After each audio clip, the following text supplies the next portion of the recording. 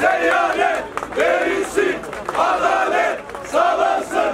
Seyyanet verilsin, adalet sağlansın.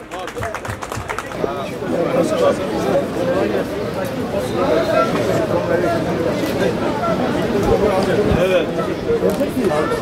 Seyyanet verilsin, adalet sağlansın. Seyyanet verilsin, adalet sağlansın. Sendikal örgütlenme özgürlüğü olmadığı için masada temsil edilmeyen emekli kamu görevlileri olarak sesimizi duyurmak, yaşadığımız mağduriyeti toplu sözleşmeden beklentilerimizi ifade etmek, işverenin bizi yok sayan teklifine tepki göstermek için buradayız. Bildiğiniz üzere kamu işveren heyeti 2026 ve 2027 yıllarına ilişkin teklifini Salı günü açıkladı.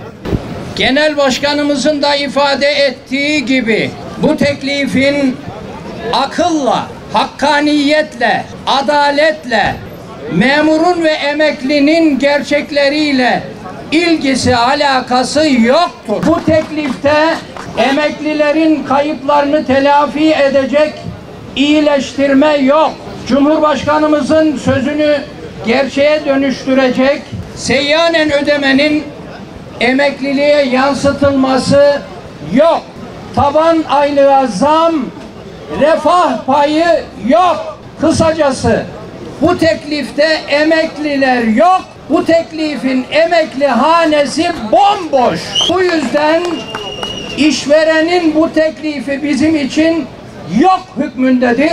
Kamu işvereni, emek verenleri, ömür tüketenleri görmezden gelmiştir. Devletimize, milletimize hizmet ederek, ülkemize değer katarak ömrümüzü geçirdik.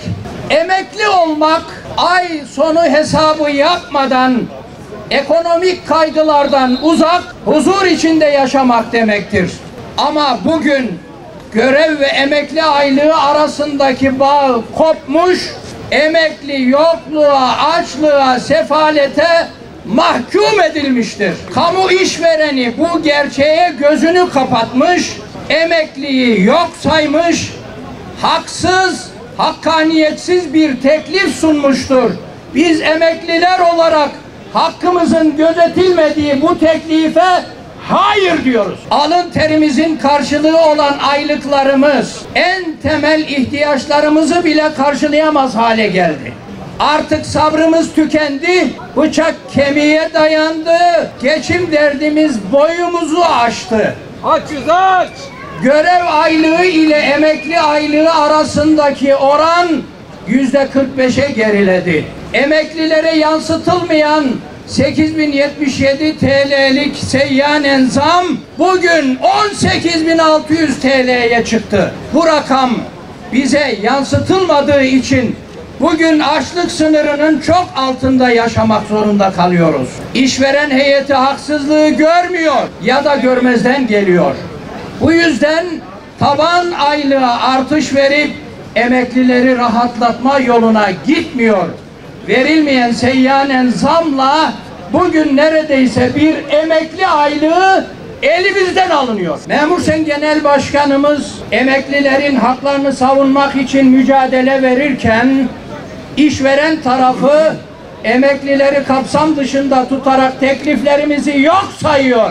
Oysa bu adaletsizliğin giderileceği, emeklinin beklentilerinin karşılanacağı, sorunlarının çözüleceği yer toplu sözleşme masasıdır. Cumhurbaşkanımızın taahhüt ettiği seyyanen zammın emekliye yansıtılacağı yer de yine bu masadır. Biz bu ülkenin onurlu emektarlarıyız. Bizi görmezden gelmek, alın terimizi inkar etmek, emeğimizi yok saymaktır. İşveren teklifini revize etmeli, bu ayıbı düzeltmelidir. Memur Sen'in taban aylığa zam, birinci dereceye 3.600 ek gösterge, eş ve çocuk yardımı, ek ödemeler, tazminatlar ve fazla çalışma ücretlerinin emekliliğe yansıtılması yeni teklifte yer almalıdır. Devletimiz bütün bunları yapacak güçtedir. Biz hakkımızdan fazlasını istemiyoruz. Biz emeğimizin karşılığını, bize verilen sözlerin tutulmasını istiyoruz. Bu yüzden işveren heyeti yanlışını fark etmeli, masaya müzakere edilebilecek, emeklilerin hakkını teslim edecek, alın terinin karşılığını verecek teklifle gelmelidir. İşveren, emeklilerin zorluklarını görmeli, sesini duymalı, bizi daha fazla meydanlara çıkmaya zorlamamalıdır. Biz hakkımızı alıncaya kadar, gerekirse her gün meydanlara çıkmaya, sesimizi duyurmaya, haksızlığı haykırmaya devam edeceğiz.